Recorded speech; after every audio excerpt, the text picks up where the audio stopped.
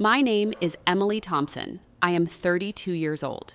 4 years ago, my parents convinced me to give them $75,000 for renovating their dream cabin in the mountains outside Asheville so we could all have a family retreat. I agreed because I wanted to be the good daughter who kept everyone together. But now in my lawyer, Rachel Kim's office, the papers showed my own parents were suing me for $42,000 in alleged broken promises after I finally stopped the endless support. My mother had coldly excluded me from their 40th anniversary celebration, saying only those who truly supported the family belonged there. My father immediately jumped in with a defensive outburst, insisting I had to understand their needs came first.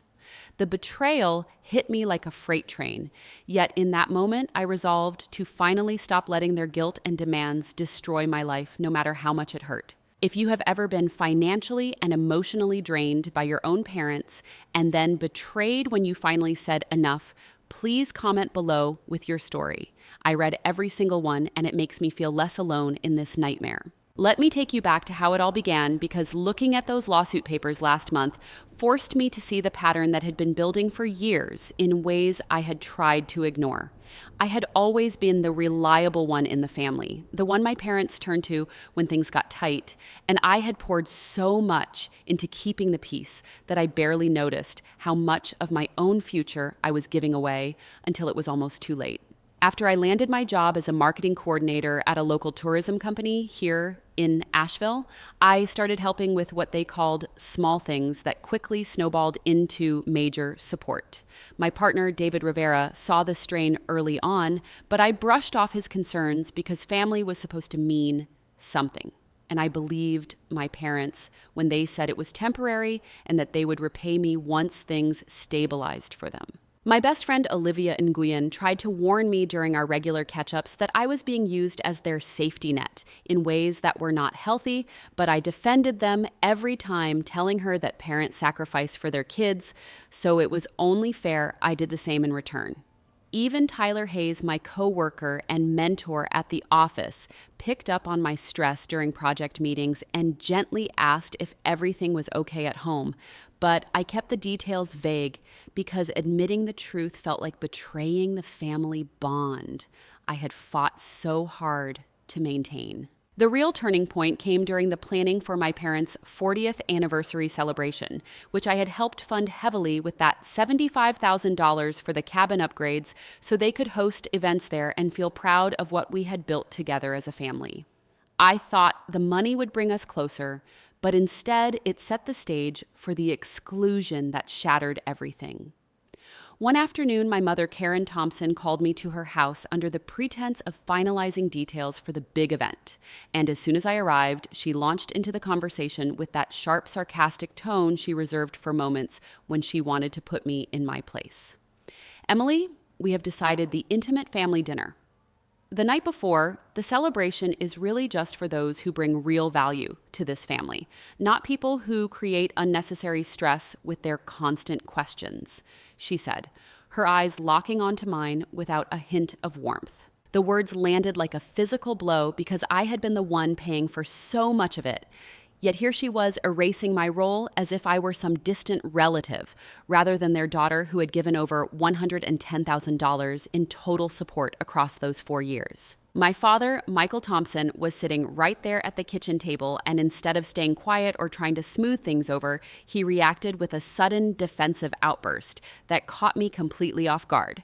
"Karen is right, Emily," he said, his voice rising in frustration as he pushed back from the table. "You have been so negative lately about every little thing, and we need this celebration to be positive for once. Your mother has worked hard to plan it, and we cannot have drama ruining it." It was not the quiet agreement I had seen from him in the past during similar moments. This time he actively backed her up with an edge of anger that made the gaslighting feel even heavier and more coordinated. I felt my stomach tighten into a knot as the realization washed over me that this was not a misunderstanding, but a deliberate choice to push me out after I had already given so much. I tried to keep my voice steady when I responded because I did not want to escalate things in front of my older sister, Claire Thompson, who had walked in midway through the conversation and immediately sided with them by nodding along without saying a word. Mom, I paid for the cabin renovation because you both told me it was a family project, I said. How can you exclude me from the dinner when I have been the one making it possible? My mother laughed, a short, cutting sound full of contempt. Paid for it, Emily. You act like that gives you control over everything. We have sacrificed for you your entire life, and this is how you repay us by acting entitled to every detail. The dinner is for immediate family who actually contribute without expecting constant praise. The sarcasm in her voice dripped with long-held resentment, as if my financial help had been nothing more than an obligation I owed them, rather than a choice I had made out of love. That conversation left me reeling, and I drove straight to meet Olivia for support because the emotional coercion was starting to feel suffocating. She listened as I recounted the exchange, and her face showed genuine shock. Emily, this is not normal, she said. They are using guilt to control you, and now they are erasing your role entirely. You need to protect yourself before it gets worse. Tyler texted me later that same day, after I mentioned the stress at work, asking if I wanted to grab a quick coffee to talk through some work-life balance ideas, and his calm advice helped me see that I could not keep enabling the pattern. Even my Aunt Linda Morales called from out of town after Claire apparently filled her in, and while she tried to stay neutral, she admitted that my parents had always had high expectations that seemed to fall heaviest on me. The pressure kept building over the next week as my mother sent pointed messages reminding me of everything they had done for me over the years, and demanding I cover an additional $28,000 for extras on the anniversary cruise they had decided to add. When I finally told them I was freezing the remaining joint accounts I still shared with them for emergencies, my mother called me at work, her voice laced with cold sarcasm. If you cut us off now, Emily, you will regret it more than you know. We can make things very uncomfortable in this town where everyone knows us as the generous ones, not the family with a selfish daughter who abandons them. My father followed up that evening with a call of his own, and this time his reaction shifted again to a mix of forced reasoning, followed by quiet anger. Emily, why are you making this so difficult? He said at first, trying to sound reasonable before his tone hardened. Your mother is upset and I am tired of being caught in the middle of your drama, but if you force our hand, we will have to take steps. I met with Rachel Kim, the lawyer, the very next morning after documenting every transfer and conversation because the threats had started to feel real. She reviewed the records and told me straight out that this looked like a clear case of emotional coercion disguised as family obligation. My partner, David Rivera, came with me to the appointment, and his steady presence gave me the courage to move forward with freezing everything. But as I left the office that day, my phone buzzed with a text from my mother, warning that they would not let me get away with this, and that legal action was now on the table if I did not reverse the decision immediately. The message left me sitting in my car in the parking lot with my heart pounding because I knew the private coercion was about to turn into something irreversible. Later that afternoon, the doorbell rang at my house, and when I opened it, a man in a suit handed me an envelope with a polite but firm nod. Emily Thompson, you've been served, he said before turning away. I stood there holding the papers, my hands shaking as I realized my own parents had actually followed through on their threat and filed the lawsuit claiming I had broken oral promises for ongoing support. My mother had initiated every step of this escalation with her cutting words, and now the consequences were here at my doorstep. I called Olivia immediately because the shock was too much to process alone, and she promised to come right over. David arrived home early after I texted him, and together we opened the documents showing they were seeking $42,000 for the alleged emotional distress and missed cruise expenses. The betrayal felt complete, yet I knew this was only the beginning of the fight I had no choice but to face. Olivia arrived within minutes, her face full of concern, as we sat at the kitchen table with David spreading out the lawsuit papers under the harsh overhead light. The three of us read through every line together, and the more I absorbed the claims my parents were making, the more My chest tightened because it was clear my mother had driven the entire filing with her cold calculations about what she believed I owed them. David squeezed my hand and said quietly that we were not facing this alone, but the weight of it still pressed down hard, knowing how far things had already gone. Olivia flipped to the last page and pointed out the section where they listed emotional distress damages, and she shook her head, saying this felt like a deliberate attempt to punish me for finally drawing a boundary after years of giving everything I had. I called my lawyer, Rachel Kim, right away, and she agreed to see us that same afternoon because the timing of the suit made it look like retaliation, pure and simple. At her office downtown, Rachel went over the documents with that same calm precision she had shown during our first meeting, and she explained that verbal promises for ongoing support were not enforceable, especially when I had already given over $110,000 across 4 years without any written agreement. She made notes on every transfer I had documented and said we would file a strong response denying the claims while preparing a counter for harassment if they pushed further. David asked about the risks, and Rachel was honest that court could drag on for months, draining time and energy, but she believed the paper trail would protect me. As we left her building, I felt a small spark of hope, yet it faded fast when my phone rang again on the drive home, showing my mother's number. I answered because ignoring her had never worked before, and her voice came through sharp and laced with that biting sarcasm she used when she wanted to remind me exactly where I stood. Emily, I see you wasted no time running to a lawyer instead of talking to your own family like a mature adult, she said right away without even a hello. We gave you everything growing up, and this is how you repay us, by dragging our name through the mud over a few $1,000s that you promised us freely.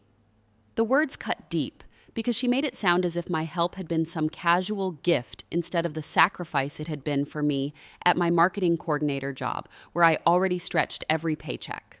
My older sister had apparently told her about the lawsuit filing, and my mother wasted no time using that information to twist the knife deeper, insisting that I was the one destroying the family now that I refused to keep supporting the anniversary cruise extras they had planned. My father was on the line too this time, and instead of the defensive outburst from before, he reacted with a forced, awkward laugh that sounded completely out of place, trying to deflect the tension.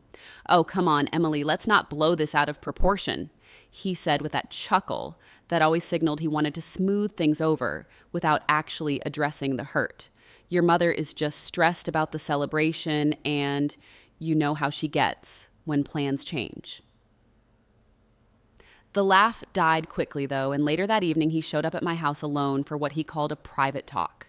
Once inside, he dropped the light tone, entirely shifting to quiet anger as he stood in my living room and told me straight that my refusal was putting unnecessary strain on my mother, and that if I did not reverse the account freezes, he would have no choice but to side with her completely in court. It was a different reaction entirely from his earlier one, and it left me feeling even more isolated because I could see how he switched depending on the moment, never fully standing up for me. The next morning at work, Tyler Hayes pulled me aside during our team meeting after noticing how distracted I was. And when I gave him the short version of the lawsuit, he offered to cover some of my projects so I could focus on the legal side. His support meant more than he knew, but the pressure kept mounting when my older sister, Claire Thompson, showed up unannounced at my office later that day, claiming she wanted to talk sense into me. She sat across from my desk and echoed my mother's words, almost exactly saying that I had always been the dramatic one in the family and that excluding me from the anniversary events was necessary to keep the peace. The conversation turned even uglier when she let slip that part of the money I had given for the cabin renovation had actually gone toward helping her with some personal debts she had racked up and that my parents had never intended to tell me. The revelation hit like a fresh betrayal because it meant my financial support had been quietly diverted without my knowledge, and Claire just shrugged as if it was no big deal. I drove home that evening with my mind racing and found another envelope taped to my front door, this one not from a process server, but from my mother herself, containing copies of old text messages where I had said I would always help them get through tough times. The note attached was pure venom written in her handwriting. See, Emily, these are the promises you are now breaking, and we will show the judge exactly how unreliable you have become. David read it with me and suggested we add it to the evidence pile for Rachel. But the discovery of the diverted funds kept replaying in my head, making me question every decision I had made over the last 4 years. Olivia called me that night after I texted her the latest development, and she urged me to stay strong, reminding me that this pattern of emotional coercion had been going on far longer than the current lawsuit. 2 days later, my mother escalated again with a group family video call she set up without warning, including my Aunt Linda Morales, who had flown in from out of town for the anniversary planning. As soon as the call connected, my mother took control, launching into a list of every sacrifice she claimed to have made for me growing up, and contrasting it with my current so-called selfishness. You think freezing those accounts makes you independent, Emily, but all it shows is how ungrateful you are after we let you use the family name to build your little career in tourism marketing, she said, her sarcasm dripping with contempt that made my stomach turn. My father stayed mostly silent this time, but I could hear his breathing change, and later he sent me a private message saying he hated being in the middle, yet he still expected me to fix things before the court date. The call ended with my mother announcing that if I did not drop my opposition to the lawsuit, they would make sure everyone in our social circle knew the real story about their ungrateful daughter. The threats started feeling more real when Tyler mentioned at work the following week that he had overheard some local gossip about my family situation, apparently spread through my mother's connections in the Asheville community. He offered to help me document it for Rachel, but the idea that my private family conflict was now becoming public knowledge added a whole new layer of stress to my already overwhelming days. David and I spent that weekend going over every financial record, again preparing for the response filing, and I could not shake the growing dread that this fight was costing me more than just money. My health had started to suffer with sleepless nights and constant anxiety that affected my focus at the office. And even though Rachel assured me we had a solid case, the emotional toll was mounting faster than I had anticipated. Just when I thought the pressure could not get any higher, my phone buzzed with a new message from my mother containing a screenshot of an email she had sent to the judge's clerk, copying me on it. The email outlined her version of events in detail, claiming I had manipulated the family finances for years, and that my sudden cutoff was nothing more than a calculated move to hurt them during their milestone celebration. Attached was a demand for an expedited hearing, and the final line read like a direct challenge. We will not back down, Emily, no matter how much you try to paint yourself as the victim. Reading those words, I realized the private coercion had now spilled fully into the public legal arena, and the consequences were about to become irreversible in ways I had not fully prepared for. The email from my mother left me staring at my phone in disbelief as the words blurred together with the realization that the battle was now fully in the legal system. I forwarded it to Rachel immediately, and she called back within the hour, saying we needed to prepare for the expedited hearing she had just learned was scheduled for the following week. The next few days blurred into a frenzy of gathering more evidence and rehearsing my testimony with David and Olivia by my side, offering support while Tyler covered my shifts at work so I could focus. The morning of the hearing arrived faster than I expected, and we all filed into the small courtroom in downtown Asheville, where Judge Stephen Park presided with a no-nonsense expression that made the air feel even heavier. My mother took the stand first, and from the moment she began speaking, she initiated every attack with that cold sarcasm she had perfected over the years. Your Honor, Emily has always promised to support us through thick and thin, yet the second we asked for help with our anniversary celebration, she turned her back like we were strangers, she said, her voice dripping with contempt as she looked straight at me. We sacrificed everything for her career in marketing, and this is the thanks we get after she handed over that money freely for the cabin. The words landed like precise jabs designed to paint me as the ungrateful one, and I could feel the judge's eyes shift toward me as she twisted every transfer into evidence of broken promises. My older sister sat in the row behind her, nodding along, and my Aunt Linda Morales, who had been pulled into the proceedings as a witness, added her own quiet agreement. But it was my mother who kept steering the narrative with one cutting remark after another. She acts like the victim now, but we all know she used our family name to climb the ladder at her tourism company while we struggled. My mother continued her sarcasm, sharpening with every sentence. The hidden truth came out in her testimony when Rachel pressed her on the diverted funds. And my mother admitted without a trace of shame that part of the $75,000 I had given for the cabin renovation had quietly gone to cover my older sister's debts because she believed family helped family without questions. The revelation hit me like a fresh slap because it confirmed what my older sister had hinted at earlier, and it showed how my support had been treated as a communal pot they could dip into whenever they wanted. My father was called next, and instead of defending me or even staying neutral, he reacted with a sudden cold silence that stretched uncomfortably long before he changed the subject entirely in his answers. Your Honor, I think we should focus on the promises made rather than rehashing old money, he said, deflecting the questions about the exclusions and threats as if shifting away from the core issues would make them disappear. When Rachel kept pressing, he finally stood up mid-testimony, claiming he needed a moment, and left the room, entirely avoiding any real confrontation or support for me.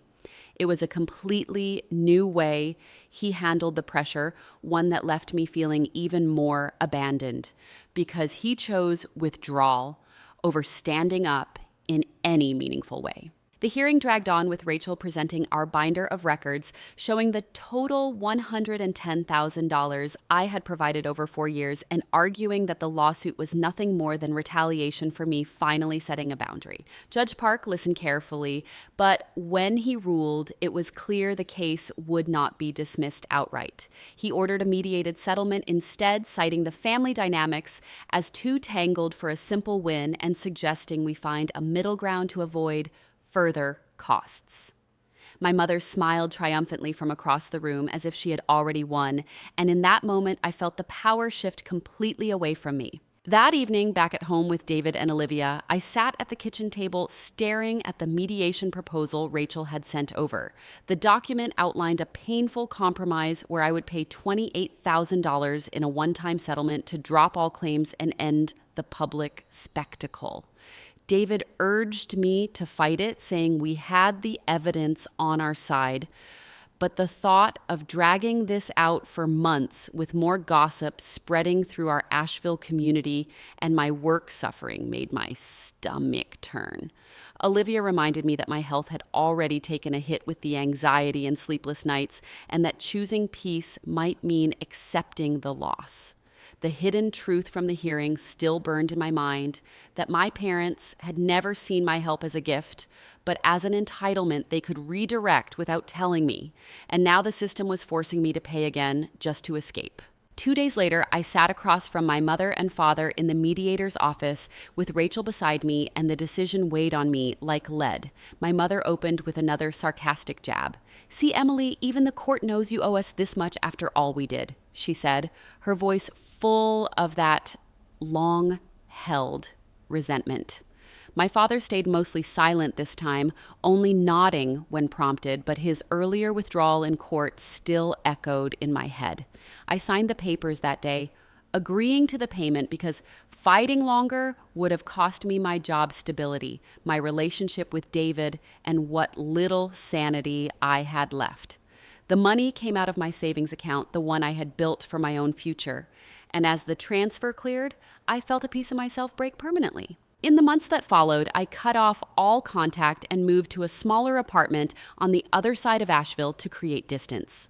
David stood by me, but the strain had changed things between us, and we both knew the emotional toll had left scars that might never fully heal. Olivia and Tyler remained my anchors, checking in regularly, but the family I had tried so hard to hold together was gone for good. My parents never reached out with an apology, and my older sister blocked me on everything as if I had been the one to betray them. I kept my job at the marketing company, but the joy I once felt in it had dimmed because every project reminded me of the tourism connections my mother had used against me. I learned the hardest way that sometimes choosing yourself means walking away with less than you started with and carrying the weight of a family that never truly saw your value. The painful choice to settle and let go left me isolated in ways I had not anticipated, but it also gave me the space to finally breathe on my own terms, even if the loneliness settled in deep and stayed there. Thank you for listening to my story. If you have ever had to make a heartbreaking sacrifice just to protect your peace from the people who were supposed to love you the most, what did that choice cost you? In the end, I read every comment, and it helps knowing I am not the only one carrying this kind of weight.